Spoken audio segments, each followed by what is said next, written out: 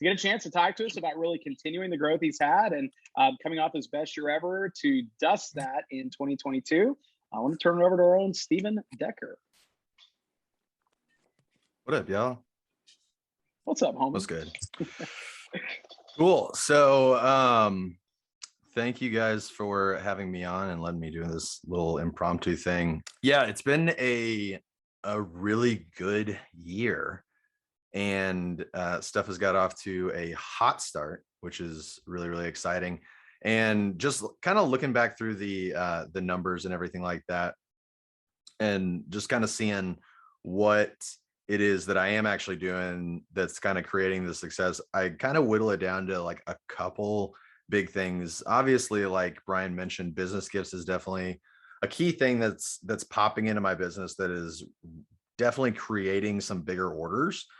And it's just like helping kind of create those consistent pops where, you know, maybe some of those shows you don't get a set sale or something like that. Like, for example, like I was working cattle raisers with Brett this last weekend, and or the weekend before this last weekend, and like the whole day Friday, it's just super slow. You know, everybody's in class or everybody is over in the center of the thing drinking and eating and stuff like that. And so things are just kind of like at a slow trickle. And a lady comes over to buy like 6 table knives, and I was able to upsell her on 25 Santoku carvers for her business, or for the real estate company she works for. And so it just took that day that was sitting at like, you know, maybe $1,000 on a couple like small orders, whereas like, you know, some guys ordering a hunting knife, or, you know, some ladies ordering a little 5-piece thing. And then it took it to where it's like, it was basically like adding, you know, a Siggy with steaks or an ultimate set to the day, essentially was just kind of how it worked out. So business gifts is definitely a big focus, but then I think the other focus that I've had, kind of almost subconsciously, I think, but it's something that I'm definitely seeing results in, and I'm putting conscious focus into it now, is focusing on selling the bigger sets. And so I think I was going back through it, and like anywhere between 15 to 20 of my orders this year have been either signatures or ultimate sets. And like that's not even including like ulti upgrades and stuff like that. So it's a big it's been a big portion of my CPO this year has been just those 2 sets. And so I think that having a focus on those in the way that you structure your approach at the booth is something that like I've seen results in. And so first I'll talk about that. I'll talk about the set stuff because I feel like it's a little bit more kind of like cut and dry. But as far as the set stuff goes, I think the biggest focus that I've seen, and shout out to Matt for kind of, I guess, pulling this out of me the other day. He was texting me about like what I'm doing. And I think the biggest thing that I'm doing is just focusing more on the signature and the ultimate set whenever I am selling stuff. And so as I'm going through my, you know, approach, and I'm going through the different packages and the sets, I'll spend maybe 30 seconds on the homemaker. And then I'll spend, you know, several minutes on the signature set, and then we'll spend like several more minutes and probably show a video or maybe 2 on the ultimate set pieces. And so what that's doing, at least what I am hypothesizing that it's doing, is just really creating ownership more and tying people more into the pieces that come in the bigger sets. You know, it just kind of makes sense. It's like you talk about them more, you know, you're going to sell them more. And so, you know, whenever I'm going through the different sets that we have, I'm like, hey, so basically there's, you know, lots of different packages and sets that you can go with. You can go from 1 piece, you can go for an entire kitchen, but these are the 3 main sets that people focus on. And so you have your, you know, basic set right here. This is the standard run of the mill pieces that most people are used to using in the kitchen. It's what Cutco's had since the 1940s. And so it's our oldest and like original set. It's what most customers just kind of have minimum in the kitchen. Comes with these 10 pieces on this board, 8 of the little steak knives with it. And then boom, like that is all that I say about the homemaker whenever we're first starting off. And then it's on to the family set. It's like this next one is our family set. It's one of our most popular ones just because it's built on 10 years of customer feedback. And so it has all the ones that are the customer requested pieces. So you get those shears. This was the first things customers asked for. I've just kind of come off of cutting the penny. So most times they're just like, yeah, that makes sense. Then I talk about the cheese knife. It's like, hey, this one's been our best seller individually for 8 or 9 years now. The holes keep stuff from sticking to the blade, blah, blah, blah, blah, blah. The hearty slicer, this one right here, do you guys ever grill or barbecue? And if they say yes, I just hand it to them and be like, this is going to be one of your favorites. And then they hold it and they go, oh, wow, that feels good. And it's like, yeah. So it's like your utility knife on steroids, but you can go through chicken bones, fish bones, racks of ribs, frozen stuff, logs of sausage, hamburger patties, ground beef. And then the little mini chopper for the celery, carrots, peppers, minced garlic. You know, you got the bigger chopper that's kind of like a sword. This one's a little mini one for the everyday stuff. And then going into the ultimate pieces, it's like going even more in depth with those pieces. It's like literally I'm touching on every piece in the ultimate set except for the petite slicer because it's garbage. But I'm touching on literally every single piece and doing some kind of highlight thing about it, where it's like, hey, the 4-inch paring knife, you know, you can core through a whole apple, go through a whole potato. It's big enough to use on the cutting board and in the air. It's like the trimmer and the paring knife had a baby. The the boning knife, that one I'm normally showing Brian's video where he does the side-by-side cutting a chicken breast. That's the most money video, and if you're not showing it every time you talk about the boning knife, with like I show it with any customer, that whenever I say it's the raw meats knife and I talk about butterfly and chicken breast, like if they even kind of react at all, I am pulling out my phone and like showing them that video. And it's just such a big, huge impact where people can see like side by side and you're highlighting. It's like, hey, this is still a Cutco knife over here on this side. It's just that, like, you know, raw meat's the weirdest consistency out of anything that we cut. So having a knife that's specifically for it is definitely a game changer. It really makes your life easier. And then going in, it's like, hey, the Santoku, you know, knife that you get the bigger chopper instead of the mini one. The veggie cleaver. This is my mom's favorite knife because she does spaghetti squash all the time. So squash, sweet potatoes, beets, root vegetables, jicama. You know, hand that one to him. Be like, a lot of people think it's gonna be crazy heavy. It's pretty lightweight for what it is. And they're like, oh yeah, that's like, it's like, yeah, it's not like a machete. It looks like a big thing, but it's going to be big enough to do those big jobs, but it's not going to be intimidating. And then here's the intimidating one, Mrs. Jones. Here's the cleaver. You hand them the meat cleaver and you're like, oh wow, yeah, you see the big difference? Yeah, exactly.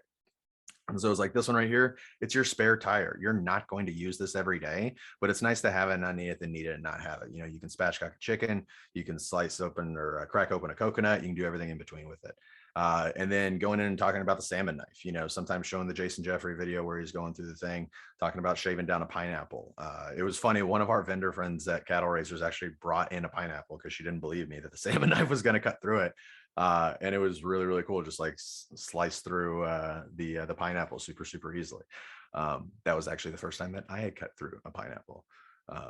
So I'm glad that it worked exactly how I said it would. But anyway, yeah, so that right there, and then just like going in, you know, and just kind of like talking about those pieces more in depth and kind of connecting people to the pieces that come in the bigger sets is like the big key. And like I got a lot of that from like, you know, Bert and Seth and what they're talking about. And not only does this like make your initial like new customer approach better, but like it also just like really just like strengthens the heck out of your ulti upgrade approach, because that's basically what you're doing. Like it turns every one of your demos, whether it's new customer or previous customer, into basically an ulti upgrade pitch where you're doing the same pitch on each one. But that just gets people connected so much more with the signature and the ultimate set. And it's really, I think, driven a lot of my sales in that manner. And it was funny. I had a guy at Granbury that like post dated a homemaker. And so he post dated it, and then he came back to me and was like, hey, okay, can we do it with the bigger steak knives? And it was like, okay, yeah, we can do it with the bigger steak knives. And then he texts me a few days later and he's like, hey man, I think I need to change the order again. And I was like, okay, what's up? And he's like, my wife doesn't like this. The steak knives aren't going to go in the block. So can we just do like the signature set? Like what would be the deal on that? And so he upped it to a signature set. And so, but it's like when you create that, you know, that wanting with the customers around those pieces, it's just naturally going to improve the things that you do there. And then business gifts. So we'll that's super smooth transition into the next topic. Yeah, business gifts has just been something I honestly think that like I still have this whole kind of like imposter syndrome around business gifts in a way where I'm still trying to get over it, where I'm like, I don't feel like I'm really that good at it, or that I have like this super sweet secret sauce at it, but also I do sell quite a few of them. So I'm having to kind of try to figure out like what it is. And honestly, I think like the biggest transition into getting you in the mindset for business gifts is just like making sure that you're always in the mindset for talking about business gifts. It's just literally talking about it more. And so if you bring it up with more customers, eventually it's gonna hit. It's like, you know, throwing money into a slot machine, eventually it's going to pay out something. And the cool thing is with this, you're just having to talk and you're not like investing money into all of these slot machine chances. So just talk about it more. Like that's literally what can solve like most of your issues, is just talking about it more. And the way that I have solved this has been to make sure that like a bunch of my shit in my demo kit is engraved. And then I have a bunch of engraved samples like in my stuff. So it's like, not only am I making sure that my customers aren't going to be able to look at my display without seeing a logo engraved on something, but also I'm not going to be able to look at my display without seeing a logo engraved on something to remind myself that I need to talk about this shit with customers. And so that like, that would be my big suggestion, is just like get the pop-up or get a couple of engraved samples so you can have one on each side of your stuff and just see it and talk about it more. Like that will solve, like that will literally start, or like that will increase your business gift sales exponentially if you just do that. And so I think that's the most important thing, is just making it a focus to talk about. And then also realizing that with this whole program, it's kind of made up. Like a lot of other programs and a lot of other things in the world, it's just made up so it can kind of be what you want it to be. And you can structure it and talk about it and kind of run it the way that you want to run it and present it to customers. And so it allows you to really personalize it in a way um, that's really cool. And so just like figuring out how you want to integrate this into your business, and then just focusing on that. Like, is this a thing where it's like you're gonna turn this into your 9 to 5? Spoiler alert, I'm not. But like, then cool, you need to approach it a little bit differently. Is this going to be something that's purely supplemental for you at the booth? Awesome. Like it's going, like if you you know work it, you're gonna get a lot of results at that. So just like figuring out like how you want to structure the way that you talk about it for customers or to customers. And then the other thing I would say, like honestly, and so much of this stuff is just repetition. It's just doing it and getting more comfortable with it, because at the end of the day, that's the only thing that's kind of like holding us back from having these conversations with the business owners that we have as customers, is just that there's like this general discomfort of like, I don't know what the fuck I'm doing. So like, I can't really like talk about this correctly. And it's like, no, like, you know how to sell Cutco, cool. So sell them on Cutco for like to give to other people. Like it's not as hard as we make it. Like a lot of times we just insert a lot of this like artificial complexity into what we're doing because it maybe makes us feel like we're doing something that's better, but it's not actually helping us. So just like get rid of like any of that, those, kind of thoughts that overcomplicate things. Just really whittle it down and simplify it to what you know how to do.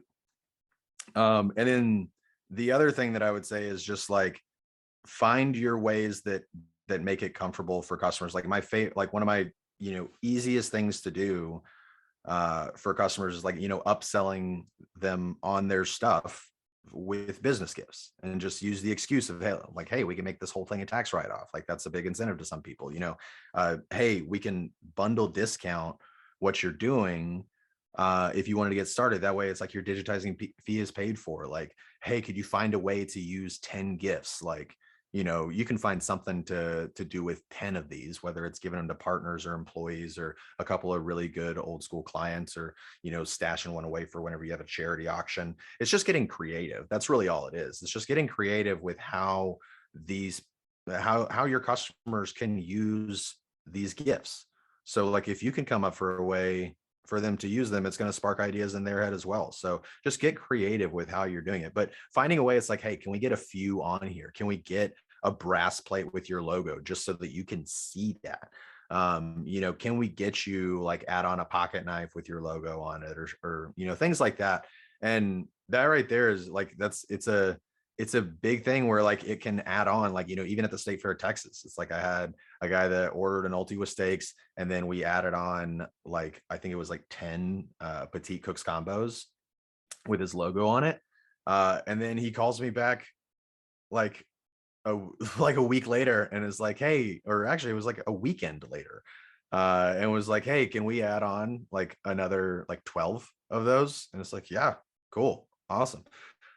It's just something that like gets that ball rolling, and if you get the ball rolling in a little way, it's just going to compound and compound and compound. So that's kind of what I got. Does anybody have any questions or anything? Stephen, I'm just curious about, one of the areas that I think a lot of us have dealt with is just cycles in our business where things are going better or things are not going as well, I'll just say. And so, you're coming off a time where things went really well. A lot of times you would have good fairs in the past, but you'd kind of take your foot off the gas a little bit unless you really had a reason to grind at the end of the year. But this year it felt like you just stayed on it, whether it was Cowboy Christmas, whether it was other holiday events you were doing or doing your sale at the end of the year. You kept your focus. Like you may have been balancing the priorities, maybe you didn't have quite the same intensity, but you just kept going. You never actually kind of gave that momentum up. And even coming into this year, you kept it too.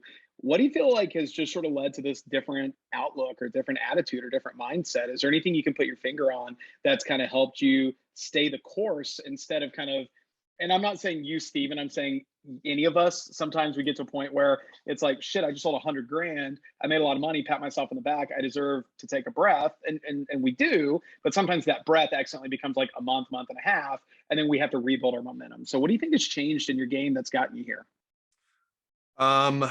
Honestly, so I don't know if I can really pinpoint one specific thing, but I think it is honestly just like a compounding of so many different things. But if I could kind of whittle it down, I would say I think I've just kind of broken through into a new level of, I think, like comprehension with the business, and having the ability to like, I guess, create momentum a little, or like have those vacations aren't momentum breakers for me anymore. Like I can come in off of like a wild ass New Year's trip and come into Dallas Safari Club and, just go.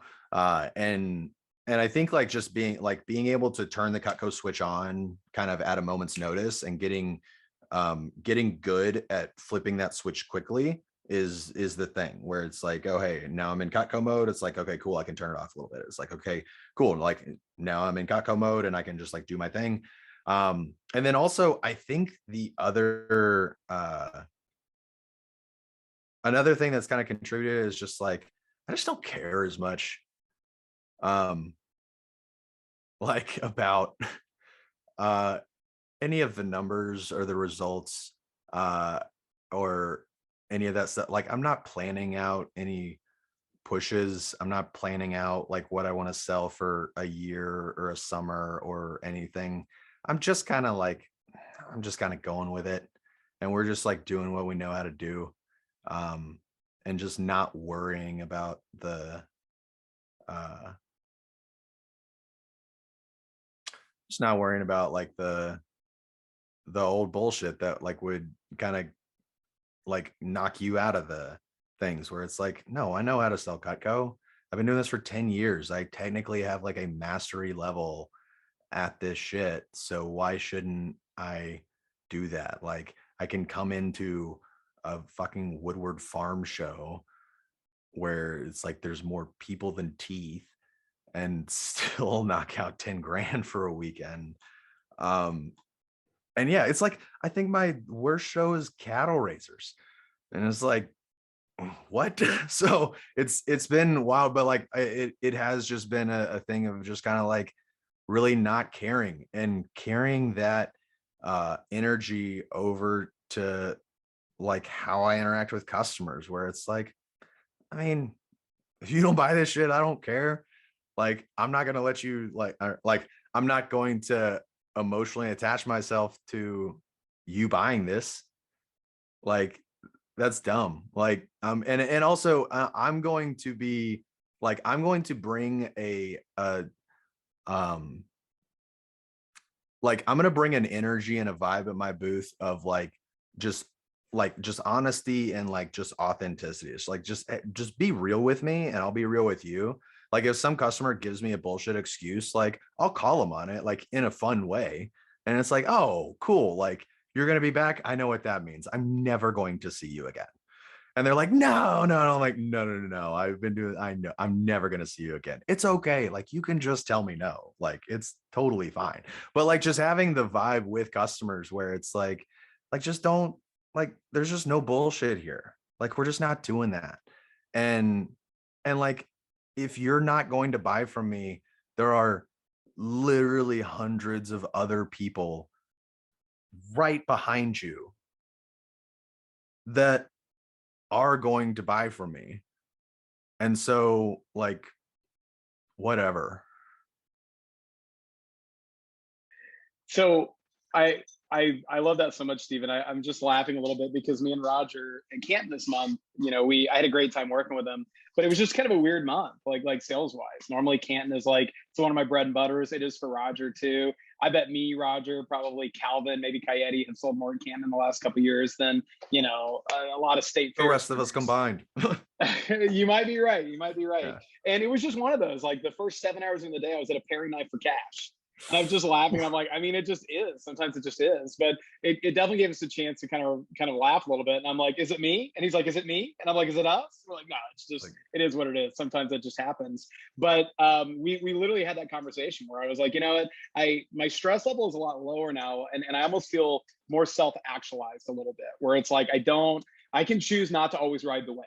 Like I can choose to just watch it happening, but take a step back. Yeah, sorry, my dog's barking. That's okay. that's fine. Watch it happening, take a step back, and I don't actually have to put myself through that. I can just accept I'm good at what I do. I'm hardworking. Results are going to come, and if they don't come today, like okay, Cosmic Fan just paying back some 10K day I had before. Not a big deal. It just means they're going to come tomorrow. And so I love what I hear you sharing there. It just resonates a lot with what me and Roger's conversations were like this weekend. It's really, That's yeah, it's that's really for just sure. like leaning into those conversations. And I think like having those conversations is is kind of the antidote for that emotional roller coaster that you can get on, because it's taking those emotions that we have. And at this point, it's really just kind of taking a step back and recognizing that it's like, oh, wait a second, like I've done this stupid emotional roller coaster before where I wondered if I forgot how to sell Cutco. Like I've done this before and it always passes. And it's just like leaning into just enjoying the absurdity of the world in general, but more specifically our job, and just like taking those things in stride where it's like you can have things that are just like really like emotionally taxing on you, and but then you can step into a booth and it's like okay, cool. Or you can have days in the booth that are emotionally taxing on you, and you can come in and just have fun with it, where it's just like, yeah, I haven't sold shit today, but you know what, like, that's hilarious. Like, how have I not sold shit today? And then, and yeah, just having fun with it and realizing that, like, that's not going to happen every time. I mean, if it does, you should maybe look at some stuff. Like, this isn't to say that you just like don't fully recognize anything that you're doing and don't try to make corrective actions on anything and learn from, days that you're having. But then there's some of those days where it's just like, no, like there's something about you that people just don't want to buy Cutco from you today. And that's okay. Like it'll be better tomorrow. Don't worry about it. One of the things I've been trying to challenge myself really for the last year is on days where it's just not going the way I want. I wish I had just that Calvin like switch I could flip to where the reality is like, y'all have all worked with Calvin where he's like, everyone's at $10,000 and he's in a bag of nothing. And then he's just like not even like his pulse hasn't even elevated. And in the last 35 minutes, he sells like an ultimate and then two flatware chests and a Siggy. And he's like, yeah, I told you it was gonna be a good day. And we're like, yeah, but All good. seriously, dude, come on. Like you're at a sharpener and that order's never going to go through. And like you're cool with that up until the last 38 minutes of the show. And I don't like have that gene quite like Calvin does. I wish I did. None of us do. But none of us do. It's a Calvin thing. Yeah, It's uniquely no. him. but I try to have this sort of self-talk, this conversation where I just tell myself when it starts to get a little stressed, where I just literally go, look, I'm going to choose to enjoy the experience of this day. Like, I love being in the booth with Roger. I love being in the booth with Marissa. I love being in the booth with Steve. I love being in the booth with all of you guys. And just say, I'm going to enjoy the experience of this day. I love my job. I love my teammates. I love the money that I make. Whether I make it today or not at the end of the year, I'm not going to remember that. I'm just going to remember that I cleaned up and I did awesome. And even the years that weren't as awesome, it was choices I made. I wasn't a slave to any time clock or any cubicle. I still made empowered choices to live a life I want to, and I can feel great about that. And just sort of like reminding myself to have that conversation a little bit quicker has been big for me. And I kind of feel that same energy and flow from you. Steven, what's the, like, without having like a big, like, set out like particular sales goal for right now? I think that's great, by the way. Live your life. Everyone's wired different with how we approach these things. What do you hope the rest of the year looks like for you? Yeah, take that as sales wise, take that as anything. Like, what area of growth, what do you want this year to look like 8 months from now? I'm just gonna sell a lot of knives, do a lot of cool shit with some cool people and some cool places. So that's really, yeah. And I just want to, like, I don't know, like, one of the things that I'm really leaning into this year, and that I think is like that is kind of benefiting me, is just giving up work and being more intentional with not working. And I think that has, like, I don't know if subconsciously that's making it to where it's just like I'm more like I have to be more on my shit whenever I am working, because it's like I'm not technically working as many hours slash days. But yeah, it's like I'm intentionally taking like taking off and giving up opportunities to, like, do things that I want to do and, like, go places that I want to go. It's like, I'm not going to work Hunters Extravaganza this year. Heads up, guys. Congratulations to the 4 of you out there that are going to get in on that. I'm not going to work Hunters Extravaganza this year because I'm going to Vegas, and that's more important to me than, you know, the the $5,000 to $10,000 that I would make at Hunters Extravaganza.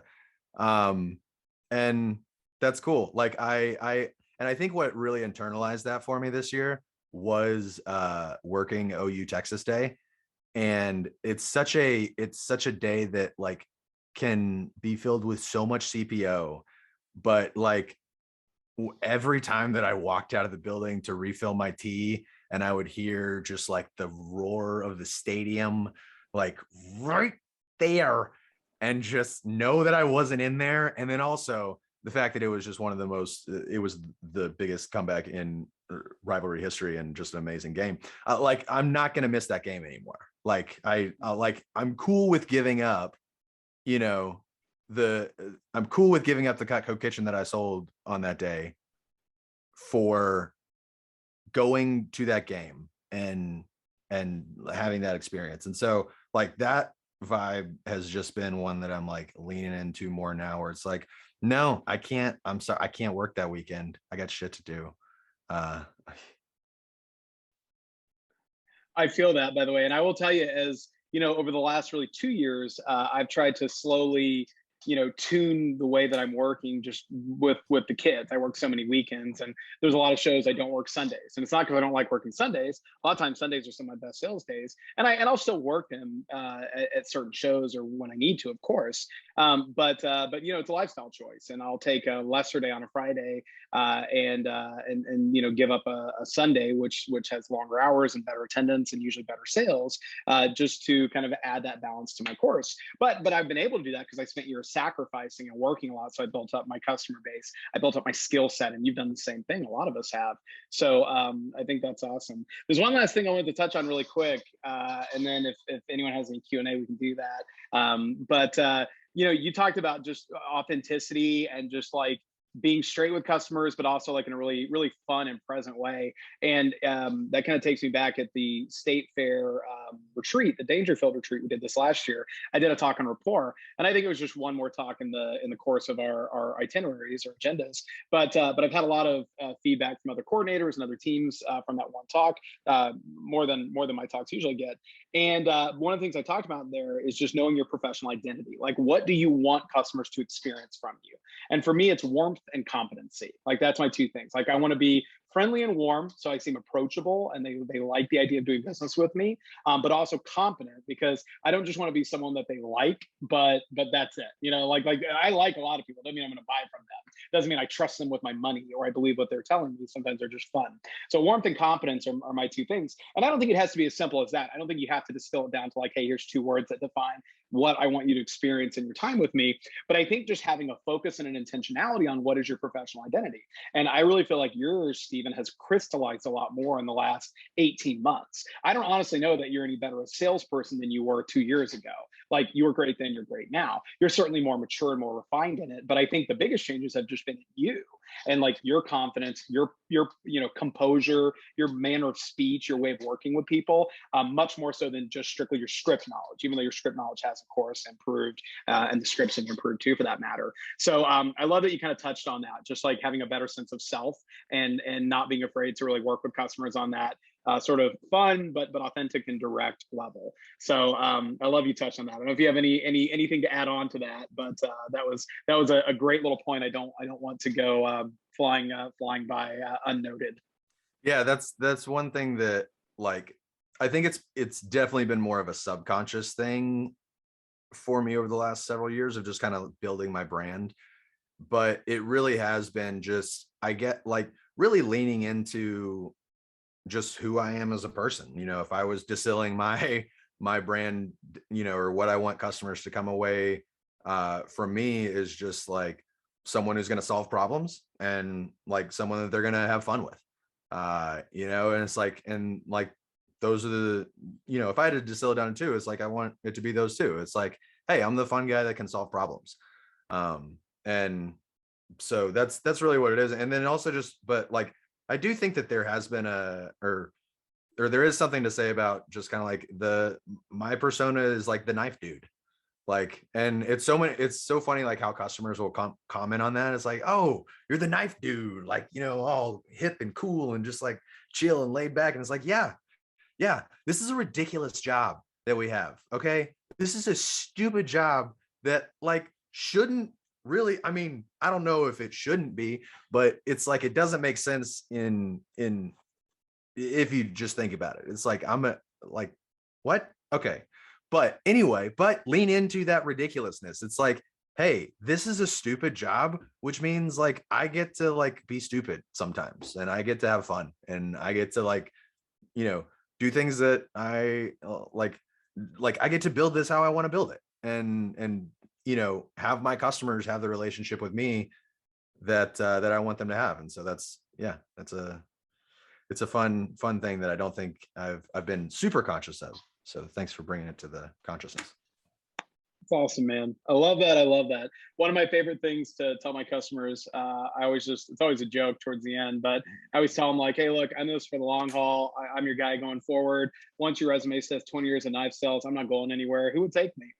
And they just kind of laugh, and it's just, but it's whatever. And I think leaning sometimes into the slight absurdity is great. I think I tried too hard in the past to be taken seriously, and it came from a place of insecurity rather than a place of like trying to really demonstrate competence and strength. And I it take just very few read things insecure. seriously. Myself is not one of them. So I'm gonna sell that line too, by the way. That's quality. Well, I love it, dude. I love your mindset. I love your production. I love where you're at, and I love the way that you're choosing to do it. I think it's awesome. I don't know if anyone has any questions or anything they want to throw out to Steve-O before we kind of move the ball forward. Any? Can you hear me? Yeah. Yeah, we can hear you great, man. Oh, sweet. I can hear everybody, but the screen is just constantly frozen on Ryan or Steven's face. There's something happening. It's kind of funny. I'm so sorry. But it's kind of cool. But anyway, yeah, my question is just for Steven. Like, is there anything that you're doing to keep your mindset in that space of,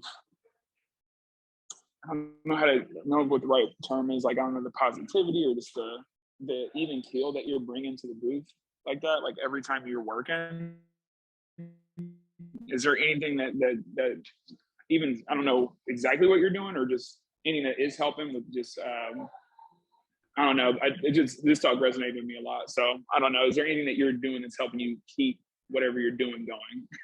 Yeah. No, it's a very general question, but I don't fucking know. No, I like, I think it might be just like I have been just focused on, I guess, being more intentional with, the other things that I'm doing in my life. And so I think whenever you put that intention into other things, it bleeds over whenever you start working on something else. So, whenever you can put like focused attention into a task or into a thing like you do with your, whenever you're studying stocks and shit like that, it's like you've been like on that shit. And so it's like whenever you bring that kind of focus and attention, like it's going to bleed over into the sales and stuff. And then I think the other, like, honestly, if I had to boil it down, it would just be like, just, which I know it's impossible to do 100% of the time, but just like really getting emotionally unattached from uh from any results that like you're having, just like coming in and doing what you know you need to do, and like really going through the process. And I know, like, Carlton, you're one of the best at this, at like really taking a motherfucker through the process of sales and making sure you are, you're going to get the order before they walk if there is an order to be had. And so like that's the thing, like, I mean, it really is just it's an attitude shift to being just like, hey man, like, I don't care if you buy from me, I'm going to work really really hard to get you a deal if this is like, if this is something that you want, but like I'm not gonna like, I'm not gonna work too hard for it. So, and when you have that attitude with customers where like, where it's like, hey, like, I'm gonna work hard for you, but like I'm not gonna do a bunch of like, I'm not gonna jump through hoops for you, then like people respect that vibe. It's like I had a customer at the rodeo in Houston where like he was just kind of like almost balking on buying this ultimate set for his wife because she was just really excited about the spreader and she liked that they came in the white handles, and she can't get that at Costco and she can't get the big one at Costco. And but he's like, man, I'm buying this whole fucking knife set because it's for a damn spreader. And I'm just like, dude, come on. Like, she's gonna love this whole set. It's a really cool spreader. And just like, but just not taking his bullshit, or not reacting to what he was saying, and like the just like pissed off energy that he was giving off. And it was just like, it's like, no dude, like, you're gonna, here's the thing, you're gonna be happy about this, like this is fine, like you'll like you will love this set too, and you're not gonna worry about the money because you had to figure out which platinum Amex you wanted to put it on. So I just want to piggyback on that, and I'm not, he didn't ask me, but it's been a big thing for me, Carlton, that I try to stay on, and not any wisdom of my own, but two things that I've taught that help me. Number one is just like taking comfort and power in rituals. And I think a lot of us like have rituals to like start our day right, but I don't always honor mine. And some of us, maybe we don't have them, or maybe it seems silly, like that's cool. But like I just, whether it's coming in, listening, I for 5 years solid, every day when I would walk to the booth, I parked my car and I had a recording of Curtis doing his new customer script, and it was like 11 minutes long. And especially because I just wasn't in the field as regularly as a lot of you guys, it wasn't that I forgot it, but it just like hearing that to start it made it work for me. Some of you guys, it's like having a certain kind of music, but it's almost like that shit has power over us, but like you got to like give it the power. Like sometimes we almost write it off like, oh, that's stupid. But it's like, no, it's kind of not. It's like it's like a framing device on my day. And for me now, it's like I still do a lot of that, or I'll listen to some good music. I say a prayer before every shift, not being religious on y'all. Everyone's got their own belief system. I don't pray that I sell a lot of knives. That's not it. Okay. But I figure if Jesus said, hey, give us this day our daily bread. Okay, cool. Then I can do that. I can say that. And so for me, it's just like that I'm positive, that I'm even keel, that the people around me, like customers and the people I work with, have a better day because I'm there. And just that the right people would come and I'd have the right words to say so I can provide for my family. And that's it. And it's just like, and again, that's me. I'm not trying to be preachy on anyone, but that's just in line with my belief system. But that's it. Every day before the booth, I pray, and I just say, again, it's just let me be positive to everyone I interact with. Let their day be better, and bring the right people to me. Give me the right words to say so that I can provide for my family. And that's Yeah. it. It's just, hey, yay God, and I move Putting on. it in, putting it like just putting something like doing something to put yourself in that mode is like a big, is a big thing. One 100%. thing that I will say, put your phone in do not disturb mode. We all know I'm one of the worst people about being on my phone, and I have been way better with that this year. Just in general, because like a lot of my shifts, it's like I'm just gonna put my phone in do not disturb, and then it doesn't buzz. And that's the thing, is like it just doesn't buzz, and it doesn't take me out of like me scoping out the aisles for the customer that I am needing to ask if they need a knife in their life. But it's just little things like that. It's just have a thing where it's like, when you come in the booth, what's going to put me in my mode to be in the booth? I love that. The other one I'll throw out, and this is just more like, even if you don't do the exact exercise, Trent Booth, I'm a fan. Most of you guys know who Trent is. If you don't, okay, whatever.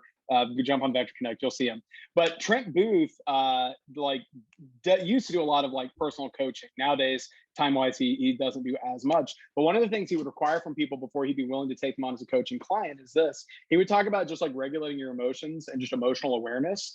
And he would say that, like the first step is learning coping strategies. Like, I'm stressed, I'm overwhelmed, I'm angry, I'm sad. What do I do when I feel that? Do I need to do a lap? Do I need to lean in? Do I need to listen to music? Do I have mantra? Do I do affirmations? He's like, step one is learning coping mechanisms. He goes, but even if you know the coping mechanisms, most people are terrible at actually identifying where they are, like mentally, emotionally, spiritually, until it's already snowballed, until it's sort of gotten so far away from you that the coping mechanisms, they're just not going to work. And so one of the things he requires is he'll literally say, I think it was like 3 days. And he would literally tell people, because like I did this with him, and he goes, look, you're not going to do it. He goes, everyone goes, oh, this is easy, I'll do that. And he goes, no one ever does it. He goes, but you're going to set an alarm on your phone like every 20 minutes, and you're going to have a text file, and you're just going to write, what am I feeling? That's it. One word: happy, stressed, tired. I don't care. He goes, could be good, could be bad. I don't really care. He goes, but every 20 minutes, you're just going to do that. And he goes, and the reason you're going to do that is because you're going to eventually have to make it a priority to ask yourself, how am I feeling right now? And that's it. He goes, I don't really care what your answer is. I care that you make it a priority in your mental health and your life and your business to go like, how am I feeling right now? And it's funny because I've done it, because I've done stuff with Trent, and it's days where I'm just like happy, satisfied, upbeat, energized. And then literally I just went complacent. Okay. And then I went tired, and then I went stressed, and then I went overwhelmed. And I had a day where the first 6 hours of my day were all up, up, up. And then it was funny because you could literally track it to where I got a little bit, just complacent with it. And then I started to realize some other things I was behind on. And like, I could literally watch like a chart of my own mental space for the day going to hell.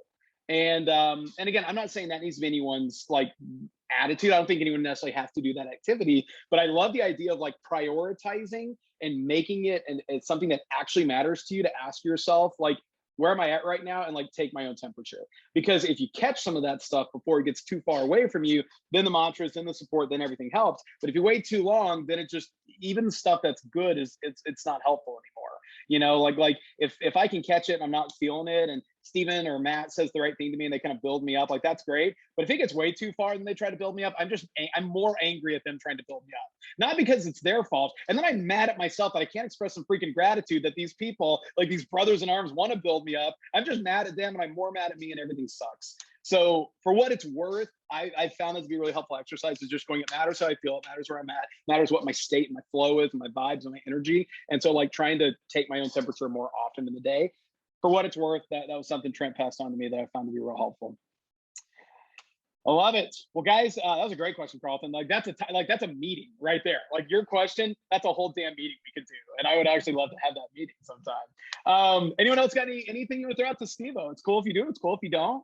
No big. Steven's brought the fire. I love this. Like you've hit so many threads that we could take in so many fun ways, Steven. Nice. Going once, we're going twice. All right, Steve, I'm gonna take you out the hot seat. Thank you, brother. I appreciate you, man. You're such a leader in our team, and you do it in such your own way, which I love it. And I think the like one of the best things that you could say about any of us is like the responses our customers have to us. And almost no one's customers self-identify more than Steven's. and I think we all know that, and that's just because you make the right kind of connections and you really try to help people. So I think your customers are your biggest testament, way beyond your results. And I love you, brother. Thanks for being you. Love you too. Thank you.